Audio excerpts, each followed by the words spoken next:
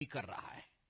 वैसे में मुझे दुख होता है कि कुछ ऐसी पॉलिटिकल पार्टी हैं, खास करके कांग्रेस, जिन्होंने आरंभ में तो कहा कि हम देश के साथ खड़े हैं, हम सरकार के साथ खड़े हैं, मगर कदाचित एक दिन भी ये सरकार के साथ और हिंदुस्तान के साथ, भारत के साथ खड़े नहीं थे।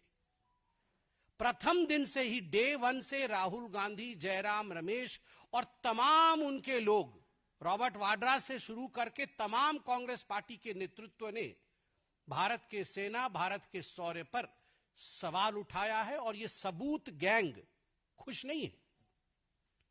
भारत ने जो किया है उस पर यह सबूत गैंग खुश नहीं है। कल तो मुझे बड़ा दुख लगा और आश्चर्य भी लगा।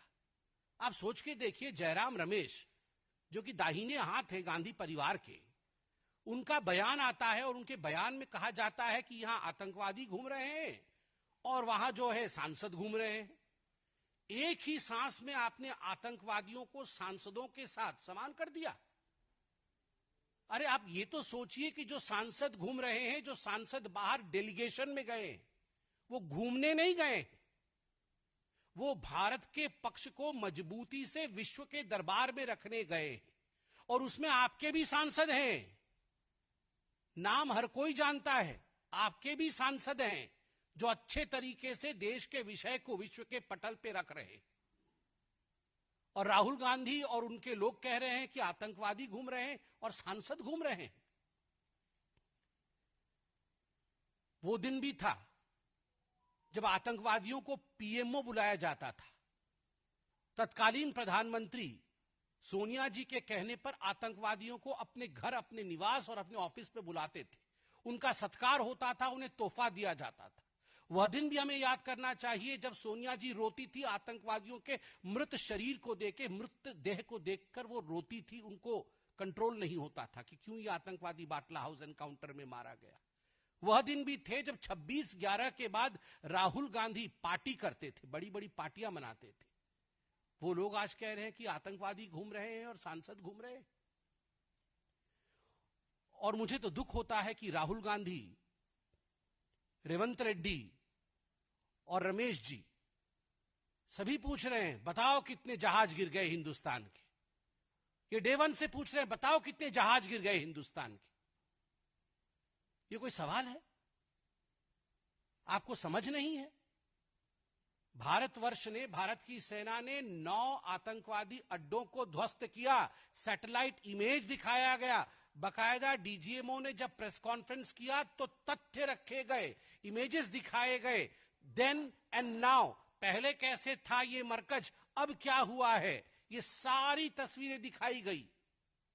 जब 11 एयरबेस ध्वस्त किए गए पाकिस्तान के, तो तमाम एयरबेसेस की एक एक तस्वीर, कहां पर क्या, कहां डोम गिरा, कहां पर उनके हवाई जहाज उड़ गए, कहां पर रीफ्यूएलिंग सेंटर उनका ध्वस्त हुआ, कहां उनकी हवाई पट्टी ध्वस्त हुई, वो सारी तस्वीरें आपके सामने रखा गया, बकायदा एक सबूत के रूप में।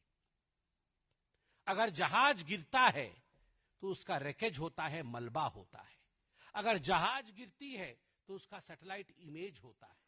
अगर जहाज गिरता है तो अंतर्राष्ट्रीय जगत में हलचल होती है और अंतर्राष्ट्रीय जगत के एक्सपर्ट्स भी इस पर कमेंट करते हैं, टिप्पणी करते हैं, सबूत प्रस्तुत करते हैं। मगर ऐसा नहीं हुआ। उल्टा मैं तो पीएम शहबाज शरीफ, पाकिस्तान के पीएम हैं, उन्होंने क्या कहा है मैं पढ़ देता हूं। वो कहते हैं, कोट, हमने 9 और 10 मई की रात को भारतीय सेना को जवाब देने के लिए हमला करने का फैसला लिया, लेकिन उससे पहले कि भारत के ब्रह्मोस मिसाइलों से पाकिस्तान सैन्य ठिकानों पर हमला कर दिया। हमने 9-10 मई की रात को भारतीय सेना के जवाब के लिए हमला करने का फैसला लिया था, लेकिन उससे पहले ही भारत के ब्रह्मोस मिसाइलों ने पाकिस्तान के सैन्य ठिकानों पर हमला कर दिया। इससे पहले नूर खान एयरबेस के विषय में भी पीएम शहबाज शरीफ ने कहा था कि उसे भी ध्वस्त कर दिया गया था। अरे राहुल गांधी, आप हमसे क्या रिपोर्ट कार्ड मांग रहे हैं, हमसे क्या सबूत मांग रहे हैं? आपके यार, आपके दिलदार, आपको चाहने वाले और आप उनको चाहने वाले, आपके शहबाज शरीफ खुद आपसे बोल रहे हैं शहबाज शरीफ और राहुल गांधी फोन पे बात नहीं करते हैं क्या? करते तो होंगे ही। तो शहबाज जी से राहुल जी को बता दीजिए फोन करके कि यह आपका ही बयान है।